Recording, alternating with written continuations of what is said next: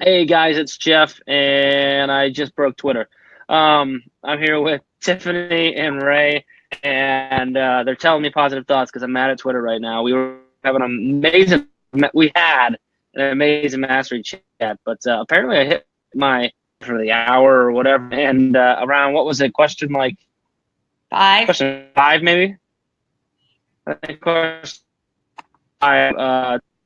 So I couldn't do anything. So if you're engaging with anything, that's why. And now I'm gonna have trouble with my video here. So I'm throwing everything tech out of my house. But it was an awesome chat with a lot of great stuff. So I'm gonna flip to Tiffany first. Tiff, did you do what you normally do? Did you write down all your favorite tweets and stuff? I didn't. So you didn't? Okay. Do you have any I was so into the chat because I had all the feels the whole time. I mean, yeah. The entire first half of the chat, it was like every other tweet I saw, I was like, oh yeah, that one too. Sorry. There was one whole section where a group of 4 or 5 of us got off on this standards-based grading, mastery, learning, fabulous side conversation. And so that absorbed me for a good 10 minutes. So we could talk about that for hours. But the whole talk was just, the power of believing in your kids, believing in your students. And I kept seeing again and again, you just don't give up on them. Mm-hmm. Period. You don't let them ever see you give up. Mm-hmm. Well, and that was the one thing, in chats all the time, it always comes up to build relationships, but we actually got to get into specifics. How do you build relationships? What are those day in, day out things that you can do that just build in that culture? And that's what I loved about being able to have this chat is it wasn't just, believe in your kids. Okay, the chat's over, but believe in your kids. And this is how to do it. And here's how I did it today. And here's my plan for tomorrow. So it was really authentic and raw of teachers talking what they do and what they love. It did feel raw, right? It felt right here. And I liked how a lot of teachers were giving examples of language we can use, right? So specific words you say, specific things you do that you we can all go in our classrooms tomorrow and just boom. Yeah, and there were good resources that were shared. Sometimes we go through a chat, we hear about topics we want to learn more about, and we don't know how. And there were 3 or 4 books that were out there that had to do with growth mindset or positive praise. Or, Jeff, you even in one of your questions threw out a really great book, a math book that I've read 2 or 3 times that it was great for my classroom. So the resources were outstanding. Yeah, we actually even had an author in there. Gosh, what's the name of the book? Empower something. Yeah, he's right on. Yeah, he was one of the first ones to jump in and introduce himself. I can't remember his name right now. Cool. Empower your students. Tools to inspire a meaningful school experience. Yeah. What was his name? His name is Jonathan Weinstein. Oh. And so I'm definitely going to be following up with him and chit-chatting because that's a great topic. Can you throw that in the comments on Facebook underneath the video when you get a chance? Is there a link to the Amazon or something like that? And I will get that. What's that? You guys talk amongst yourselves, and I'll get that link. So there were a lot of great examples of how, like you guys said, with the language and everything like that. There was someone, I can't remember her name. I'll have to go back and find, but she actually not a little bit of pushback on the positive culture. And she said that because she said it shouldn't just be all about making kids happy, but trying to educate them. I'm trying to think how she said it. Educate them about the fact that life's hard and you got to run into challenges and stuff like that. And I just want to touch on that because I pushed back again on her saying that I actually think that still can be positive. And to build a positive culture doesn't have to be false positivity and false happiness. But if you teach your students to look at all. Oh, Jeff, you're breaking out on us. Learn and grow and be better. What's that? You're breaking out on us, but you're touching on the most important thing ever. So I just want you to pause, take a deep breath, and try it again because you were talking about how you push back on her and how you think that what she was talking about can still be in a positive life. It's not about coddling a kid, but really showing them the way. Yeah. So am I back? You're back. Yeah.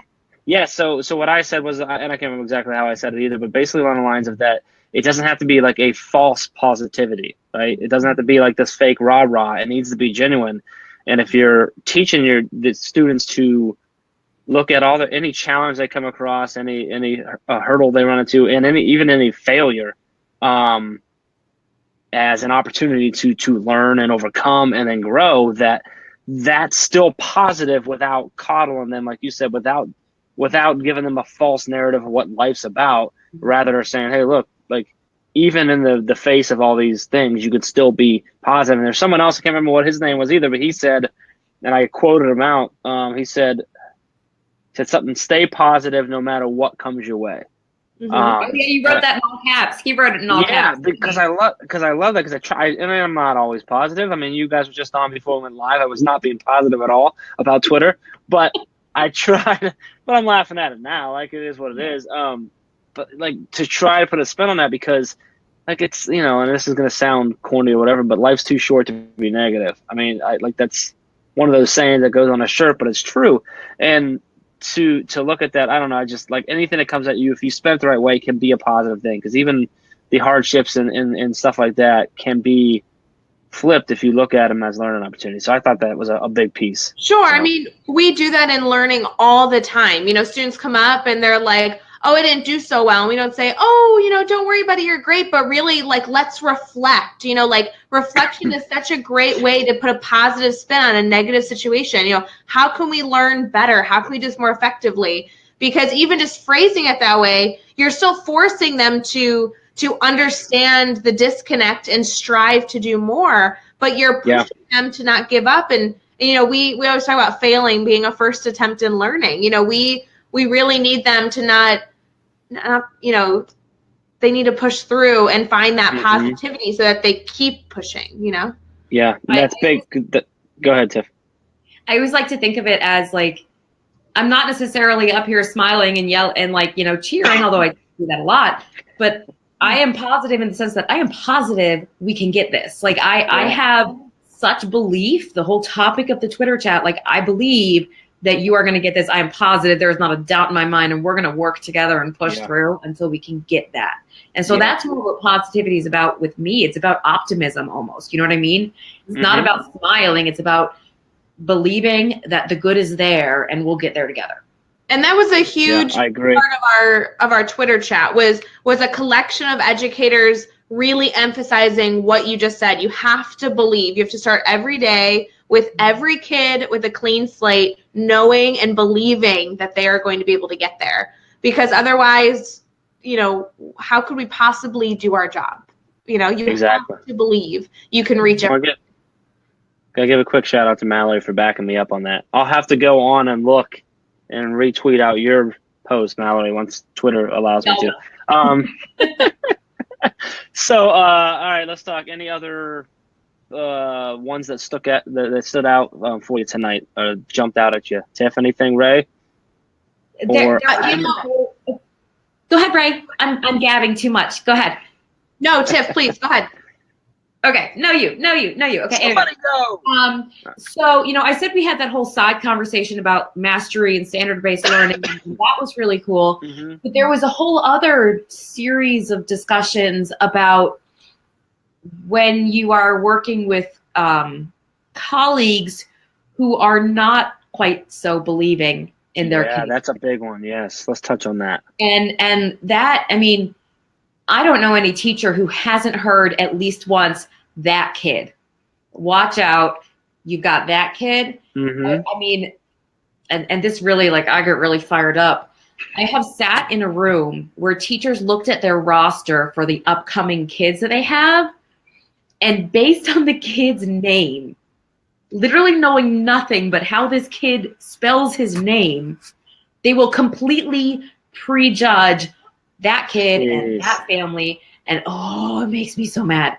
And, I think a lot of times the people who are in our Twitter chat, in our mastery chat, I doubt many of them do that. But I think also there's a lot of educators who are bystanders when that happens.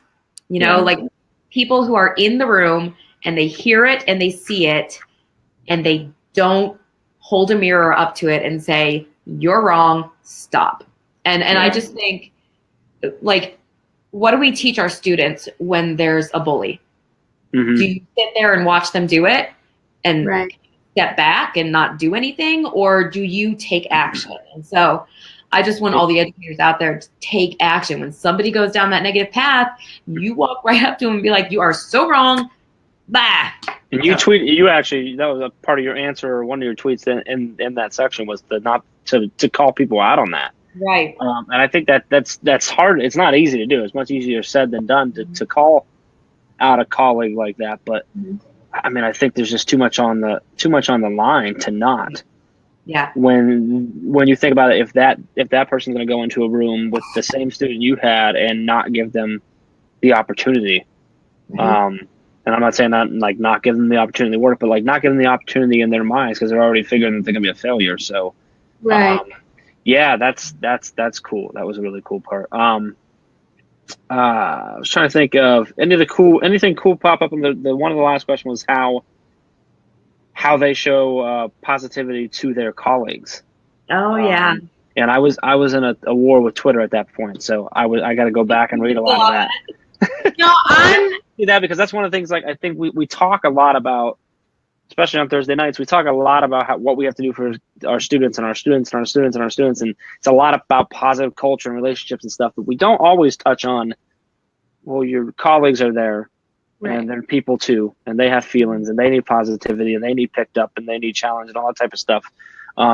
Anybody say something or bring something, or just something you guys want to share along that path?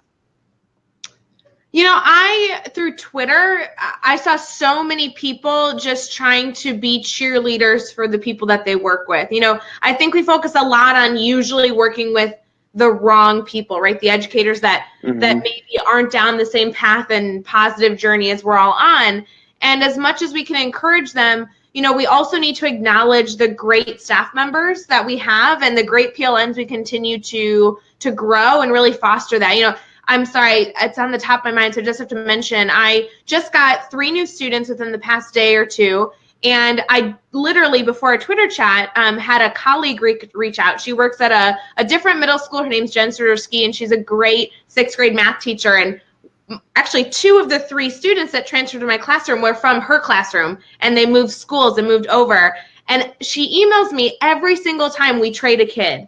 And her emails are filled with positive things about the student, positive things that have worked with the student, hurdles that they've overcome. And there's such a different feeling when you get an educator that comes to you with help with a student, that wants to see them like achieve greatness. You know, that it's such an amazing feeling to get a message saying, hey, I'm really going to miss this kid. Here are things that I've tried that have worked really well. Like, please keep being a champion for them. It's just so cool. And so to talk about positivity and building relationships, like, we have to build relationships with our students, but we also have to build relationships with colleagues so we can be on the same team throughout this journey.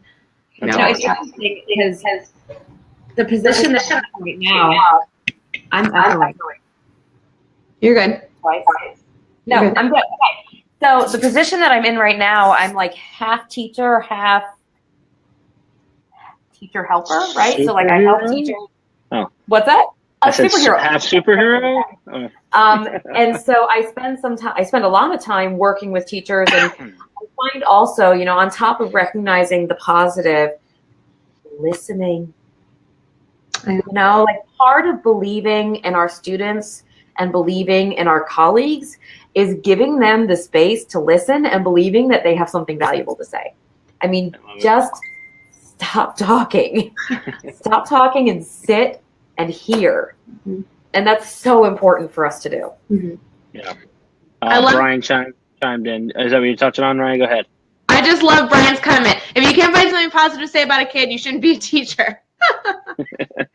Brian, I loved interacting with Brian tonight. Brian and I connected through Twitter months and months ago, but just while him and I usually interact, we actually got to truly talk during the Spirit Chat, I feel like, and exchange ideas, and it's just so fun. He has so much great insight, and he's writing a book, so keep Brian on your mind. He's a great guy.